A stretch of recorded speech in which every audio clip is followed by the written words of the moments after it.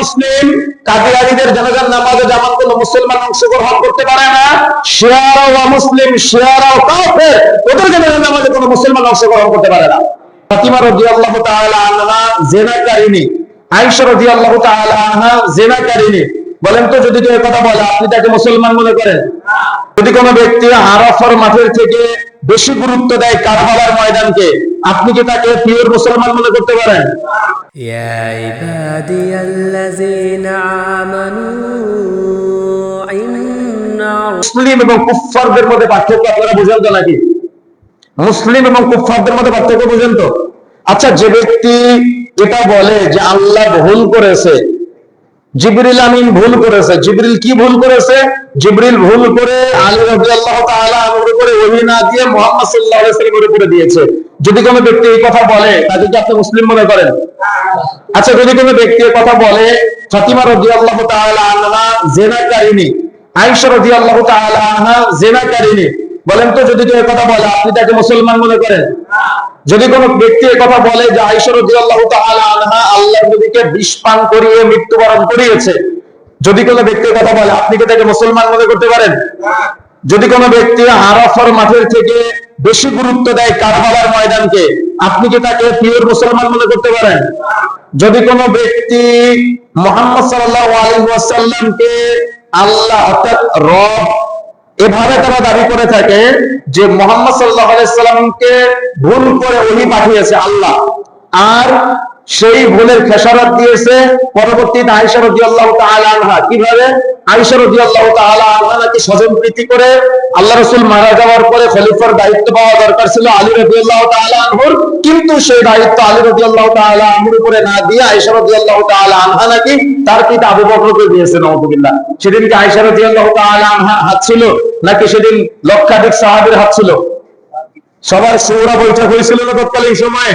তাহলে যারা এই দাবিগুলো করে, আবু বকর, ওমর, উসমান, তাদের নাম জুতার নিচে লিখে এই জুতা পরে মক্কার অলিতে গলিতে হাঁটে, আবু বকর রাদিয়াল্লাহু তাআলার কবরের পাশে হাঁটে, মদিনায় গিয়ে দেখবেন সেখানে শিয়ারা গিয়ে উসমান রাদিয়াল্লাহু তাআলার কবরের পাশে হাঁটে, আবু বকর, আলী, উসমান রাদিয়াল্লাহু তাআলা, ওমর রাদিয়াল্লাহু তাআলা তারা কাফের মনে করে। এমনকি তৎকালীন সময়ের জীবিত থাকা কত সাহাবী ছিল সবাইকে তারা কাফের মনে করে। আর আমাদের সমাজের এক শ্রেণীর ভাইয়েরা ওই শিয়াদের প্রতি ভালোবাসা দেখাতে গিয়ে তাদেরকে মুসলমান বানায় তাদের গায়ে জানাজার নামাজ পড়ে। আজকে আয়াতুল্লাহ খামেনি যে ব্যক্তি মারা গেল কয় মাস আগে?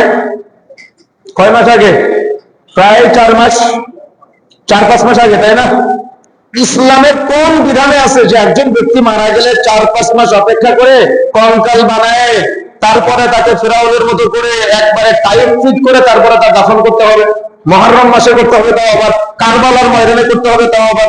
এটা কি ইসলামের বিধান? একজন ব্যক্তি মারা গেলে সর্বোচ্চ কয়দিন শোক পালন করা যায়? 3 দিন। যদি স্বামী মারা যায়, স্ত্রী কয়দিন করতে পারে? 4 মাস 10 দিন। এর বাইরে কি শোক পালন করার কোনো বিধান ইসলামে আছে? তাহলে আপনি মাতাম করতেছেন কেন? আপনি মারসিয়া করতেছেন কেন? আপনি দেখা যাচ্ছে ওই যে কারবালার ইতিহাসটি গত জুমাবারে চলে গেল, হাই হোসেন করে তারা নাজাতে মুসার উদ্দেশ্যে সিয়াম পালন করতেছে না, সিয়াম পালন করতেছে কোন উদ্দেশ্যে? কারবালার উদ্দেশ্যে। তাহলে পুরাটাই ভিত্তিহীন, পুরাটা ইসলামী শরিয়ার বিরুদ্ধে চলতেছে। কথা কি বুঝতে পেরেছেন? সুতরাং মনে রাখার চেষ্টা করবেন, আপনি যে আয়াতুল্লাহ খামেনিকে মুসলিম বিশ্বের লিডার মনে করতেছেন, সে মুসলিম বিশ্বের লিডার না, সে মধ্যপ্রাচ্যে অধিপতি বিস্তার করতে চায়। গোটা বিশ্বে নির্যাতিত ফিলিস্তিনিদের নিয়ে আমাদের কষ্ট আছে না? ফিলিস্তিনের কয়জন মুসলমানকে মেরেছে ইসরায়েল বাহিনী? 1 থেকে 1.5 লাখের বর্ণনা পাওয়া যায়। কিন্তু আপনি কি জানেন এই ইরানের, যাদেরকে আপনি মুসলমান মনে করেন, এরা গোটা মুসলিম বিশ্বের তার আশপাশের ইরাক, লিবিয়া সহ আশপাশের মুসলিম বিশ্বের কত মুসলিমকে মেরেছে? উইকিপিডিয়া সার্চ দিয়ে দেখবেন প্রায় 4 লক্ষ সুন্নি মুসলিমকে তারা হত্যা করেছে। তার মানে এই কুফফারদের থেকে তারা বেশি সমস্যা, এই কুফফারদের থেকে তারা বড় কাফের। আর তাদেরকে নিয়ে আমাদের সমাজে কিছু ভাইয়েরা গায়ে বানাতে তাদের নামাজ পড়ে। মনে রাখার চেষ্টা করবেন, সব সময়ের যে কথা স্পষ্ট, সেটা হলো কাদিয়ানীরা যেমন অমুসলিম, কাদিয়ানীদের জানাজার নামাজে যেমন কোনো মুসলমান অংশগ্রহণ করতে পারে না, শিয়ারাও অমুসলিম, শিয়ারাও কাফের, ওদের জানাজার নামাজে কোনো মুসলমান অংশগ্রহণ করতে পারে না। কথা কি বুঝতে পেরেছেন? সুতরাং কোন কুফফারের সাথে আমাদের কোনো আঘাত নাই। কুফফারের জানাজার সালাতে কোনো মুসলমান অংশগ্রহণ করতে পারে না। গ্রামে গ্রামে দাঁড়িয়ে নামাজের উদ্যোগ নিচ্ছে অনেকে, জ্ঞান না থাকার কারণে। মুসলিম বিশ্বের লিডার সে হতে পারে না, সে শিয়া সম্প্রদায়ের লিডার, গোটা বিশ্বের 4 লক্ষাধিক মুসলমানের চেয়ে হত্যাকারী। কথা কি বুঝতে পেরেছেন? ইতিহাস ঘেটে দেখবেন, ফিলিস্তিনের নির্যাতিত মুসলিমদের ইসরায়েলের কুফফার বাহিনী হয়তো 1-1.5 লাখ মেরেছে, তার থেকে বেশি টাকা মেরেছে। এই জন্য ইতিহাস জানতে হবে, জ্ঞান অর্জন করতে হবে, বিবেক সম্পন্ন হতে হবে। যারা ইসলাম ও মুসলিমের চরম শত্রু এখনো পর্যন্ত, আমি গতবার যখন মদিনায় ছিলাম দেখেছি, মদিনাতে তারা ওই ড্রোন হামলা করে, ইয়ামান থেকে করে, হুতিরা করে, শিয়ারা করে। কেন করে? তাদের দাবি হলো মক্কা থেকে এই কাবাটা উঠায় নিয়ে তারা ওখানে চলে যাবে। আল্লাহ নবীর লাশ চুরি করতে আসছিলেন, আপনারা ইতিহাস জানেন, হয়তো জানা থাকার কথা আপনাদের। তারপরে এই যে আয়াতুল্লাহ খামিনি মারা গেল, কখনো তার একটা বর্ণনা পাওয়া যায় স্টুডেন্ট বয়সে একবার হজ করেছিল, তার মানে কাবায় গিয়েছিল ওমরা করার জন্য। এরপর থেকে তারা কখনো হজ ওমরা করে নাই। তার মানে প্রকৃত শিয়া যারা, একেবারে পিওর শিয়া যারা, এরা কখনো মক্কায় গিয়ে হজ করাকে পছন্দ করে না। ওরা মনে করে ওই মক্কার অর্থাৎ হারামাইন আর শরীফাইন, মক্কা এবং মদিনা এবং আরাফার ময়দান, এইসব জায়গা থেকে তাদের কাছে শ্রেষ্ঠ জায়গা হলো কারবালার ময়দান। আর এদেরকে আপনি মুসলমান মনে করেন, এরা তো একবারে কি বলা যায়, ইসলাম ও মুসলিমের চরম কঠিন শত্রু। এখনো পর্যন্ত তারা গোটা মুসলিম বিশ্বের, মিডল ইস্টের মুসলিম বিশ্বগুলোকে তারা তছনছ করে দিচ্ছে বিভিন্ন রাজনৈতিক তাদের প্রেক্ষাপটের কারণে এবং বিভিন্ন কারণে। তাদের দেখা যাচ্ছে যে তাদের নিজেদের অভ্যন্তরীণ কিছু কারণে এবং তাদের শিয়া অধিপতি বিভিন্ন জায়গায় বিস্তার করার কারণে আমাদের ব্যাপারে বেশি বেশি জ্ঞান অর্জন করতে হবে, সতর্ক থাকতে হবে। কিন্তু কুফফারদের সাথে যেন আমাদের কোনো আঘাত না হয়, তাদের প্রতি যেন আমাদের কোনো দরদ না হয়। কেন? কাফেরকে যে ব্যক্তি কাফের মনে করবে না, সেও কিন্তু কাফের।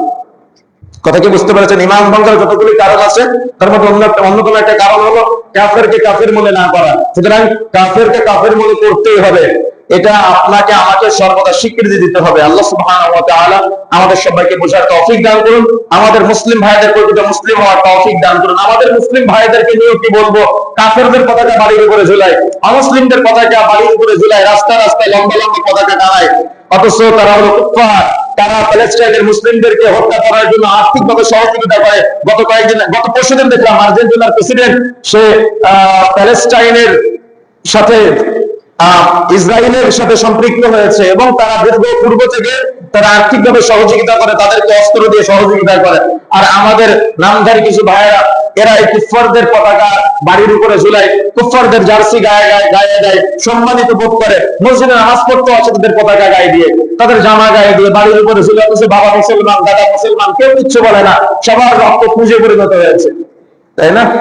গ্রামের মধ্যে, মহল্লার মধ্যে মুরব্বীরাও কিছু বলে না, লম্বা লম্বা পতাকা। কাফেরদের পতাকা আপনার বাড়িতে কেন? কাফেরদের পতাকা আপনার মহল্লায় কেন? কাফেরদের পতাকা আপনার গ্রামে কেন? আপনার বাজারে কেন? আপনি না মুসলমান? আপনি না মুহাম্মদ সাল্লাল্লাহু আলাইহি সাল্লামের অনুসারী? আপনি না আবু বকর রাদিয়াল্লাহু তাআলা আনহুর উত্তরসূরি? আপনি না উমর রাদিয়াল্লাহু তাআলা আনহুর উত্তরসূরি? তাহলে আপনার মাঝে কেন এত সমস্যা? আসুন আমরা প্রকৃত পিওর মুসলিম হওয়ার চেষ্টা করি। আল্লাহ সুবহানাহু ওয়া তাআলা আমাদের সবাইকে তৌফিক দান করুন, আল্লাহুম্মা আমিন।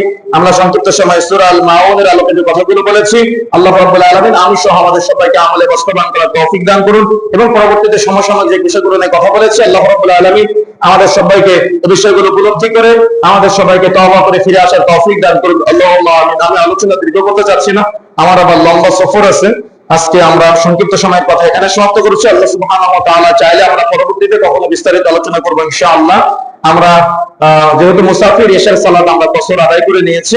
আল্লাহ সুবহানাহু ওয়া তাআলা আপনাদের সাথে পরবর্তীতে আবারো কখনো সাক্ষাৎ করাবে ইনশাআল্লাহ। আমরা সেদিন আপনাদের সাথে বিস্তারিত আবার কথা বলবো ইনশাআল্লাহ। আল্লাহ রাব্বুল আলামিন আমাদের সবাইকে, আমরা একটা দোয়া করি আল্লাহর কাছে, আল্লাহ আপনাদের একসাথে হয়েছি, আমরা যারা একসাথে হয়েছি, আল্লাহ আমাদের সবাইকে জান্নাতে হবে একসাথে কোনো একদিন বসার তৌফিক দান করে, বলেন আমিন। দোয়াটা কি বুঝতে পেরেছেন? আমাদের ভুল ত্রুটি ক্ষমা করে আল্লাহ তুমি আমাদের সবাইকে, যারা আমরা এখানে মুখ আছি, আমরা সবাই যেন জান্নাতে বোধহয় একদিন একসাথে বসতে পারি, তুমি তৌফিক দান করো, আমিন। আল্লাহ রাসূল যখন কোনো বৈঠকে বসতেন তখন বৈঠকে দান করতেন। একজন ভাই বৈঠকে দান নেওয়ার চেষ্টা করবেন ইনশাআল্লাহ।